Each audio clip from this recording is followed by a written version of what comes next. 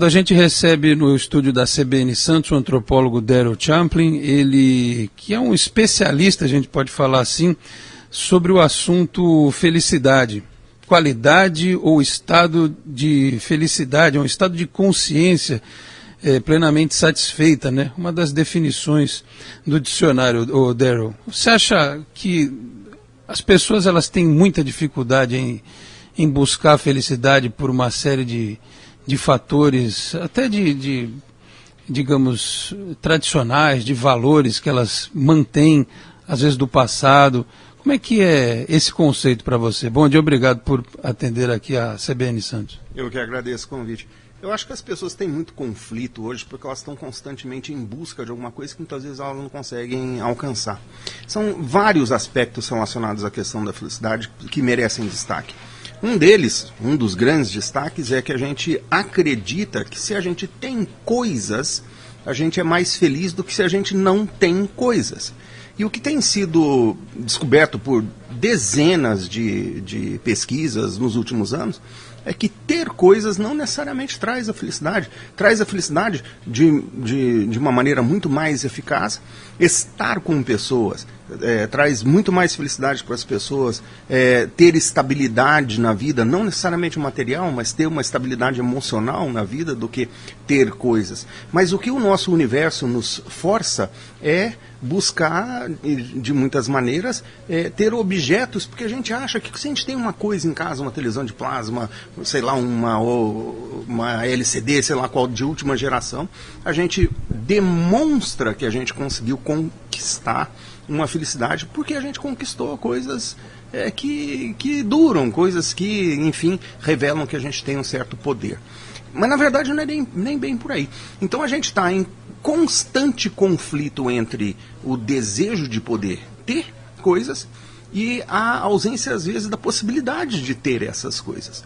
A gente vê um cara comprando um iPhone 6 que custa mais de R$4.000 e a gente fala assim, pô, bem que eu queria ter os R$4.000 para poder comprar aquilo. E a gente entra no estágio depressivo, muitas vezes, porque a gente não tem essa possibilidade de gastar os R$4.000 para comprar um iPhone 6.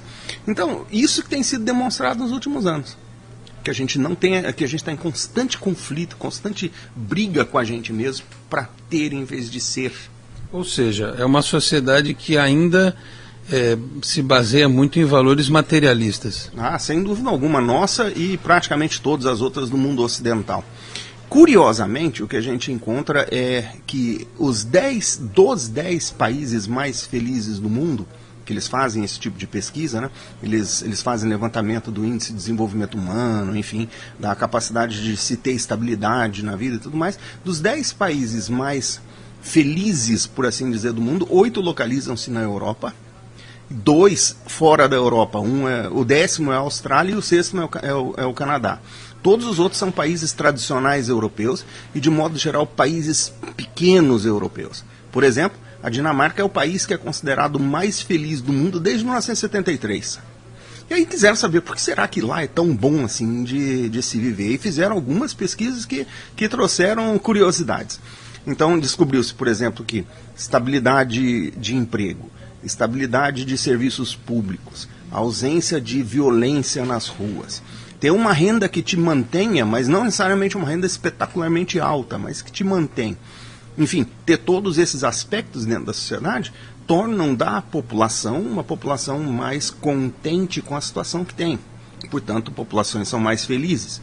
Descobriu-se na Dinamarca uma outra coisa curiosíssima. Tem uma tendência cultural, porque a felicidade também tem aspectos culturais. Tem uma tendência cultural na Dinamarca de as pessoas dizerem assim, podia estar pior. Então eles esperam o pior. E se vem uma coisa melhorzinha do que eles esperam, aumenta o índice de felicidade, por incrível que possa parecer. Então, além de tudo, tem isso. Você tem todos os aspectos de estabilidade social no país onde você vive. Portanto, você pode alcançar, não necessariamente ter objetos, mas você pode alcançar uma estabilidade emocional, sobretudo. E esses aí são os países que oferecem isso, são os países que têm as populações mais felizes do mundo. Agora, Daryl, e depois que a pessoa atingir esse objetivo? Porque muitos buscam essa felicidade baseada no materialismo, aí o sujeito alcança aquele objetivo. E depois? Aí que vem o grandioso problema, e essa é uma excelente pergunta.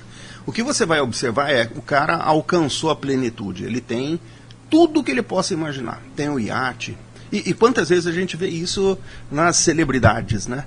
Tem o iate, tem 10 imóveis, tem carro de luxo, tem todas essas coisas. E de repente se encontra num vazio emocional incomensurável.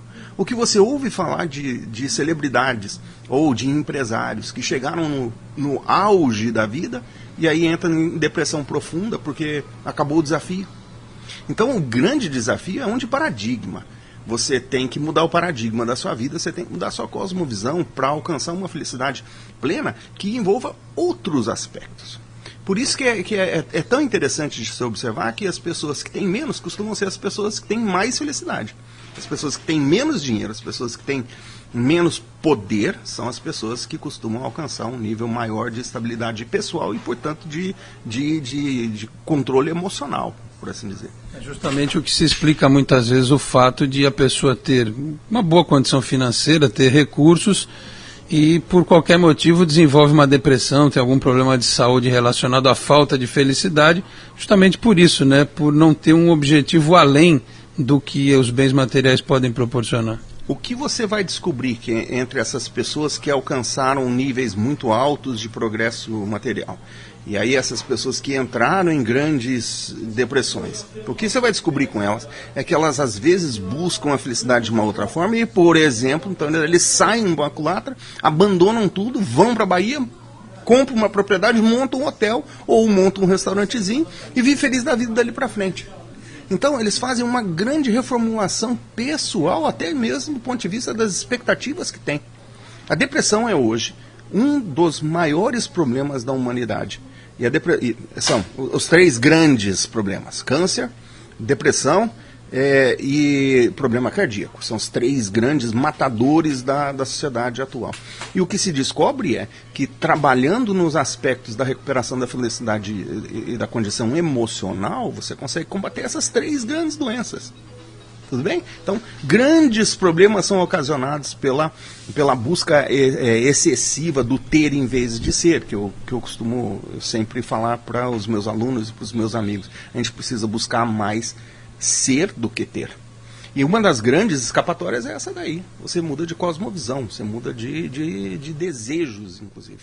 Agora, Daryl, a gente percebe também, por conta das redes sociais, uma necessidade que as pessoas têm de mostrarem uma felicidade que nem sempre é verdadeira, né? Com fotos de participação em festas, postando, consegui tal coisa. Isso também demanda um estudo sociológico, a gente pode colocar assim. Por que as pessoas elas têm tanto essa necessidade de, na rede social, usar um verniz social mostrando uma situação que talvez elas não vivam na realidade? Estudo já foi feito, inclusive, eu escrevi a respeito disso e nem faz tanto tempo assim. Descobriram que quanto mais tempo o indivíduo passa na rede social virtual, mais infeliz ela é, e quanto mais tempo a pessoa passa na rede social real, que é ter contato físico, ou mesmo contato falado com pessoas por telefone, por exemplo, ou contato visual com pessoas pelo Skype, sei lá qual é o mecanismo que a pessoa vai usar. Quanto mais contato físico a pessoa tem, ou real, suas redes sociais físicas, mais feliz ela é, e quanto mais tempo ela passa massacrando o seu progresso e coisa e tal nas redes sociais, mais infeliz ela é. E ela é mais infeliz ainda por causa desse verniz que você menciona. Olha-se para os lados e fala assim, pô, aquele cara foi na festa e nem me convidou. Olha-se para o outro lado e fala assim, pô, aquele cara ali comprou um carro novo. E aí você vai se sentindo minguado, porque toda a sua expectativa gira em torno daqueles pseudo-amigos que você tem na rede social. Porque, na verdade, a gente tem uma outra estatística bacana. Vamos supor que você tenha 5.000 contatos. 5.000. A verdade é que você conhece desses 5.000, talvez 50. Então, você tem uma rede social muito ampla, virtual. Mas as suas redes sociais pessoais físicas são muitíssimo pequenas. Então a recomendação que eu sempre digo, você quer ser mais feliz? Joga fora a sua rede social, a não ser que você use para propósitos comerciais a sua rede social, e passa a aprimorar a sua rede social física. Odero, outros assuntos que envolvem diretamente o tema felicidade das pessoas, a gente pode abordar nesse momento. Por exemplo, o sonho. Existe alguma coisa que a gente possa traduzir dos sonhos que as pessoas têm? Não o sonho de alcançar algo, mas o sonho de todas as noites, né, que a pessoa memoriza, no dia seguinte relembra fatos. Desde Freud isso é bastante comentado, é um assunto que chama bastante atenção, né, Odero? Na verdade, desde muito antes de Freud, a gente tem a questão dos sonhos. Você encontra registrado na história egípcia já pessoas lidando com a interpretação de sonhos. Daí você encontra registrado na história grega também as pessoas lidando com os seus sonhos e tentando entender por quê. Lá entre os gregos havia uma opinião que se você olhasse para o céu no seu sonho e visse as constelações no lugar certo, sua saúde ia bem.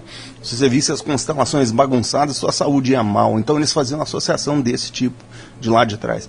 O sonho é um mecanismo interessantíssimo, ainda muito pouco explicado, que a gente está estudando no Ocidente há uns 120 anos de maneira aplicada, mas que a gente ainda, mesmo depois de 120 anos, a gente ainda entende mal, mas que, na minha opinião, serve como o maior médico diagnóstico de todos. Em outras palavras, através dos seus sonhos você consegue mensurar não apenas a condição de vida sua neste momento, não apenas as expectativas que você tem neste momento, mas, de alguma maneira, salto quântico eu não sei, mas você consegue prever os seus momentos próximos, os momentos próximos na sua vida. Então é um mecanismo que ajuda, se voltar ao assunto felicidade, ajuda a mensurar o seu momento no dia a dia, ajuda a mostrar como é que você anda no dia a dia e ajuda você a lidar com grandes problemas. E uma vez que você lida com estes grandes problemas nos sonhos, você consegue efetivamente traduzir para dentro da sua vida. O problema é que você precisa entender a linguagem que eles usam. É uma linguagem altamente simbólica e que utiliza imagens para que a gente tem que destrinchar isso daí para poder entender. Mas uma vez que você entende os seus sonhos, seu dia a dia se torna muito mais fácil. Você consegue de fato andar com ela melhor. E do mesmo jeito que o sonho diz muita coisa, o sujeito que tem muito pesadelo também tem que ficar preocupado, né? O sujeito que tem muito pesadelo é porque provavelmente ou ele teve num momento passado, próximo ou não, ou neste momento da vida, algum trauma sério que está acontecendo. Pesadelo é um sonho exacerbado, pesadelo é uma coisa que traz para a gente um aviso de alguma coisa que está acontecendo. De modo geral, os pesadelos são piores do que a vida real. Eles vêm justamente para te dar um puxão de orelha, para te derrubar num momento, para dizer, olha, se você não caminhar por aqui, é isso que vai te acontecer. O problema continua sendo a gente entender o que eles querem dizer. Né? E o pesadelo é para isso, ele vem para te dar aviso, e ponto. E ele te dá uma chapuletada no pé da orelha e fala assim, é isso aqui que você tem que fazer. Você também estava comentando, Odero, que faz estudos no campo das experiências de quase morte, né? Nós temos muitos livros, muitos filmes que relatam essas experiências, algumas que são encaradas de forma científica, outras que são encaradas de forma religiosa. Queria que você falasse também sobre o que você estudou até hoje, o que você pode falar a respeito desse tema. A experiência de quase morte, que a gente chama de EQM, é uma experiência universal. Não importa em que cultura você se localiza, não importa onde você está no mundo, você sempre vai ter um relato de alguém que chegou ao limiar da vida, passou por uma série de experiências, e no limiar da vida que eu quero dizer é o seguinte, o cara de fato muitas vezes morre, de acordo com a classificação científica do que é morte. Você perde todos os seus sentidos, você perde todas as suas funções vitais. Então isso daí, de acordo com a ciência médica, caracteriza-se como morte biológica. Mas a consciência continua. E o que você observa em todos os lugares do mundo são relatos, às vezes até muito parecidos, de indivíduos que não só passam por um túnel de luz, porque nem todos os elementos aparecem, não só passam por um túnel de luz, mas encontram com seres de luz ou com um ser de luz, que atribuem a muitos Jesus Cristo, outros atribuem isso daí a instâncias superiores, Maomé, que seja, às vezes é Deus em pessoa que vem falar com o indivíduo. E essa pessoa passa por essa experiência e recebe uma lição de moral, muitas vezes. E você vê isso acontecendo no mundo inteirinho. Nem todos os temas nem todos os eventos são iguais para todos, mas o que acontece é que você tem um retorno vindo de lá, quando o indivíduo volta para o corpo, às vezes minutos, às vezes horas mais tarde, essa pessoa volta completamente reformada. Em outras palavras, não tem mais medo da morte, não tem mais nenhum receio do que vai acontecer na vida delas, voltam mais espiritualizadas, embora não numa religião específica, mas mais espiritualizadas. E é um fenômeno que para muitos é a prova cabal, e daí cientistas e religiosos, ambos agora, é a prova cabal que a consciência permanece depois da morte física, e essa consciência pode voltar de alguma maneira. É o que muitos já chamam do estudo do biocentrismo. Agora, Odério, também já foram feitas muitas pesquisas no sentido de que pacientes de vários tipos de enfermidades, quando eles têm muita fé, eles têm uma probabilidade de cura maior. E aí esse é um lado, novamente, religioso. Por outro lado, tem a ciência e a física quântica explicando que a força do pensamento, que isso tem uma questão de alteração molecular, que você desenvolve células que combatem doenças a partir da força do pensamento positivo. Se confunde essa história da fé com o pensamento positivo, religiosidade com física quântica? Totalmente. E as pessoas têm uma compreensão muito errônea do que é física quântica. E muitas pessoas tentam aplicar a questão da física quântica à fé exclusivamente, quando de fato não é. Nós precisaríamos de umas 5 horas de programa para poder não apenas destrinchar o que é, mas explicar como é que o conceito primeiro funciona e como que ele é evidenciado em laboratório. Quer dizer, o que está sendo feito hoje em dia em laboratório é mensurar o efeito da consciência das pessoas na matéria que a cerca. E aí tem uma série de campos que a gente precisaria entrar. Mas trocando em miúdos, não é apenas a fé e nem necessariamente o pensamento positivo. Pode ser que a fé leve ao pensamento positivo, pode ser que a fé leve a isso a acontecer, mas efetivamente é o pensamento, ponto final. E o pensamento é uma parte que a gente tenta separar do corpo físico de muitas maneiras, embora não dê de fato para fazer isso. E efetivamente o que cria a matéria é a consciência, não é o contrário, não é a matéria que cria a consciência, é a consciência que cria a matéria. Não é? É um assunto extremamente complexo para tentar explicar, mas o fato é quando você coloca como objetivo uma certa meta como objetivo para a sua vida, se você mentalizar para aquilo lá, as chances são que ocorra com mais facilidade. Não materializa sempre.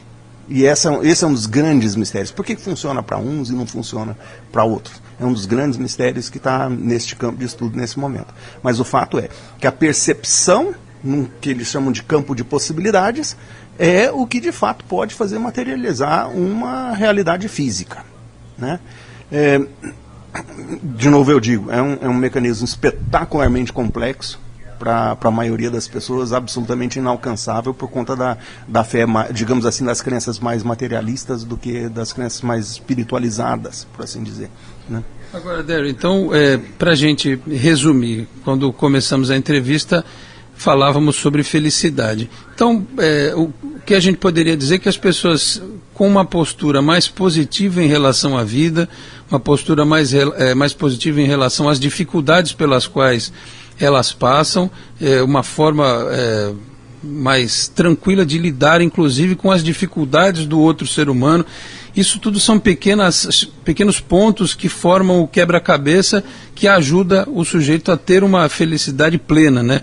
Esquecendo-se de todas as questões materialistas. É muito mais uma mudança de postura, de valores morais do que outra coisa, não é isso? Eu não sei nem se a gente poderia colocar a palavra moral na história, porque o que é a moralidade para mim?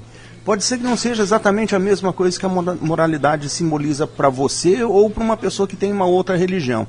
Eu costumo não colocar necessariamente a moralidade em termos. Digamos assim, talvez exista o que a gente chame de moralidade absoluta. A moralidade absoluta seriam os valores que a população mundial como um todo considera como sendo positivos, por assim dizer. Mas na outra parte do que você falou, assumir uma postura mais positiva no lidar das coisas do dia a dia e com as pessoas que cercam a gente, mas não tem nenhuma dúvida que vai aumentar o seu índice de felicidade a um ponto extremo. Porque daí você passa a compreender que não apenas os seus desejos podem ser realizados, mas você pode realizar também os desejos dos outros. E os outros talvez não tenham um impacto tão grande em você como você a priori pensou que teriam. Porque você é uma entidade, embora a consciência seja universal, você é uma entidade única que pode muito facilmente direcionar a sua vida para alcançar um nível de felicidade mais alto. Que, insisto, é muito mais do lado humano do que do lado material. Quanto mais ênfase humana você dá na sua vida, maior a chance de você ter um índice de felicidade muito mais alto. Quanto maior a ênfase materialista que você põe na sua vida, menor a chance de você alcançar um grau de felicidade mais alto, porque a matéria, eu não estou falando da matéria como os espíritos falam, eu estou falando de ter as coisas. Torna-se inalcançável. A gente está sempre. É igual cachorro correndo atrás de coelho nas pistas de corrida. A gente corre atrás até morrer e não alcança o objetivo final da gente. Enquanto amenizando as coisas e assumindo essa postura positiva que você fala, traz para a gente um potencial muito maior de autorrealização e de realização também. Autorrealização no campo pessoal e de realização no campo não pessoal. Dério, olha, queria agradecer demais a tua participação aqui no Jornal da CBN Santos e deixar o espaço para você se despedir do nosso ouvinte. E tem algum projeto em vista aí como antropólogo, também como professor? O que você pode passar para quem acompanha o teu trabalho? Você tem muitas pessoas que admiram o teu trabalho também pelas redes sociais. O que você falasse aí sobre a sequência da tua carreira também nessas áreas? Primeiro eu gostaria de desejar a todos uma atitude mais positiva para que seja possível alcançar um grau de felicidade alto. Quanto às coisas que eu tenho feito, eu tenho uma palestra agora no dia 13 de maio, então daqui um mês e pouquinho, justamente sobre o assunto dos sonhos. Isso vai ser feito na Universidade de Santa Cecília, no auditório do Bloco E. Então tem essa projeção e posteriormente eu posso passar para vocês os horários e tudo mais, para que se pudesse inclusive divulgar. Eu agradeceria muito. Fora isso, ainda estou trabalhando num livro que se chama, ou que se chamará algo do tipo A Ciência em Busca da Alma, né? Que é uma tentativa de mostrar quais são, no momento, os experimentos sendo feitos em laboratório que indicam que a gente é parte da consciência que sobrevive, não da parte necessariamente apenas física que não sobrevive, né? Essa é a minha meta, quem sabe até o fim do ano eu consigo concluir isso. Obrigado, viu, Dério? Um abraço. Eu que agradeço. Um bom dia para todo mundo.